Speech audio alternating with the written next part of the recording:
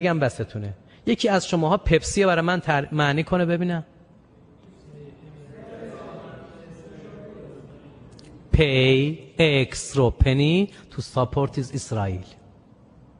بپردازید بهای بیشتر برای حمایت از اسرائیل. ببینید با ما چیکار کردن؟ من سریع میگم، رفقا شما الحمدلله اهلش نیستید، برای دیگران بگین که چیکار میکنه. به دست من نگاه کنید. 1 بنزوات سدیم. تمام دقت کنین سوری میگم تمام محققا، پزشکا، استادای تغذیه دنیا همشون میگن بنزوات سدیم سرطانزاست. 2 اسید سیتریک، اسید فسفوریک سنگا رو سوراخ میکنه. ببینید چقدر قوی. اسید فسفوریک. 3 کارامل 25 تا بیماری میاره. 5 کافئین 65 تا بیماری حداقل من به دست آوردم میاره. کافئین،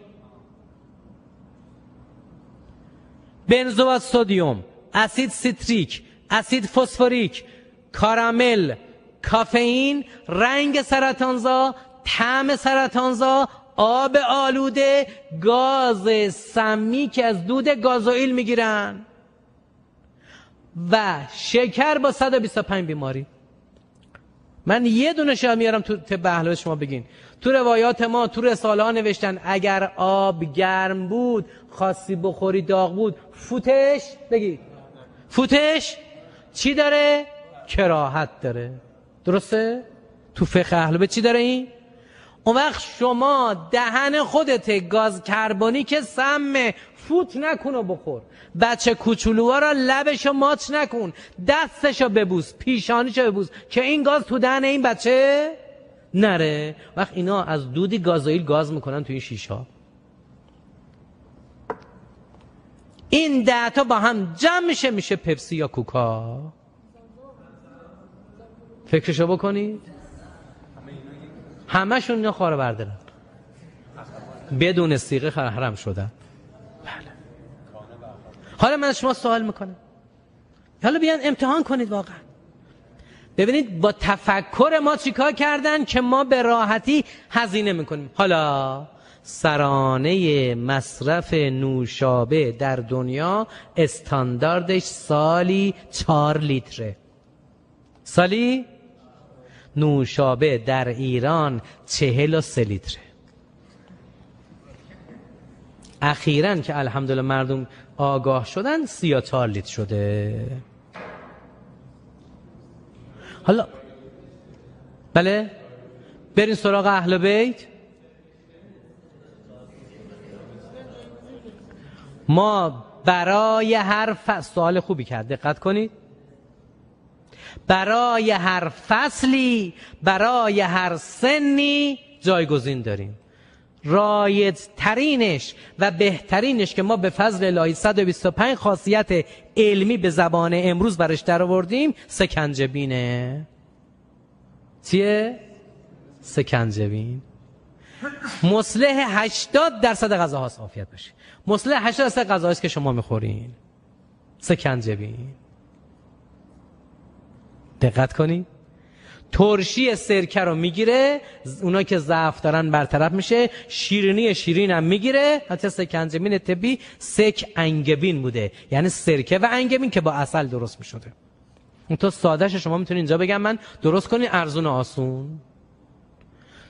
2 واحد عرق نعنا، دقت کنید، با 1 واحد سرکه خانگی بجوشونید. موقعی که جوشید به اندازه لازم شیرین یا ترشش عسل بریزید یا شکر قهوه‌ای بریزید. اگه شکر ریختین میجوشونین، ولی اگه عسل ریختین دیگه جوشوندن نمیخواد. بعد یه دسته نعنا رو شسته تمیز میذارین توش 48 ساعت بمونه. این از اسرار این سکنجبینه. بعد 48 ساعت نعنا رو در بیارید. این سکنجبین شما آماده است خوشمزه. 80% غذاها رو اصلاح میکنه. نوشیدنی خوب خنک استفاده بکنید، به هم دیگه هم هدیه کنید، نوش جونتون باشه. خب حالا ببینید بیا این سکنجبین جهودات که کردن برای ما. بنزوات سدیم، اسید سیتریک، اسید فسفوریک، کارامل، کافئین، رنگ سرطانزا، طعم سرطانزا، شکر با 125 بیماری، گاز سمی، آب آلوده. اینا رو که با هم جمع میکنی میدن به مردم. من خواستش کوچولو بگم شما کیفشو بکنید. هر وقت خواستین آشپزخانه، حمام، دستشویی یا بشورین، نوشابه بریزین براتون تمیز میکند.